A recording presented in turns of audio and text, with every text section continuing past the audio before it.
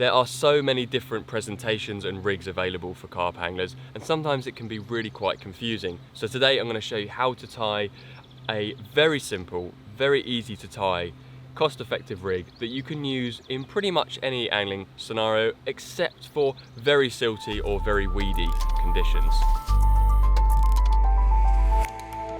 Let's start with the kit that you'll need. Some coated braid, size 8 or 6 wide gape hooks, a baiting needle, a stripper tool, some scissors, bait stops, and finally your chosen hook bait. This is up to you. Take around 12 inches of braid off the spool. Next, strip around 3 to 4 inches of the plastic coating back. The supple section will give the bait and the hook natural movement. Tie a small overhand loop. This loop will hold your bait. Thread your bait onto the baiting needle and then pull this down onto the loop. Now secure your bait in place with a boilie stop. Take your hook and thread the braid through the back of the hook. Wrap the braid around the shank of the hook, trapping the hair in place. This is called a knotless knot. Once you've gone around the shank 7 to 10 times, you can then thread the braid back through the eye towards the point. In the other end of the braid, tie an overhand loop knot. This knot will be used to loop your rig onto your lead arrangement. With the rig ready to go, we'll take a lead clip action pack. These packs have everything you need to set up a neat and tangle-free setup. Firstly, cut off a length of tubing. Cut the end of your main line with some scissors so it's pointed, and then carefully thread the line down through the tubing. Once at the end, take a tail rubber and thread it onto the line, followed by a lead clip. Lastly, tie the main line to one of the swivels provided in the pack. For this knot, we like to use a half blood knot, but a grinner or Palomar will also work. Be sure to wet knots when using monofilament or fluorocarbon lines before you tighten them down, as the line can be damaged by the friction otherwise. Now you can pull the swivel into the lead clip until it clicks into place.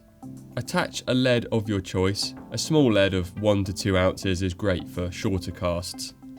Then wet the lead clip slightly and slide the tail rubber down, pushing it gently over the lead clip. This clip allows the lead to come off if you were to get snagged up or snap your line on a fish. Now the tubing can slide down and into the end of the tail rubber. Next, take an anti-tangle sleeve and use a baiting needle to thread it down onto the rig. Then, take your rig's loop and pop it over the crook on the quick chain swivel. Now this is the finished setup. It's really easy to use. Just nick on a PVA bag of pellets or throw some corn in around the rig and you're ready to go and catch carp. One thing you might want to do, especially if the lake is quite silty or if there's a few weeds on the bottom, is use a pop-up instead of a sinking bait on the hair rig. If you replace your hook bait with a buoyant pop-up, you'll need to pinch on a split shot onto the hook link. Just where the coating ends is perfect.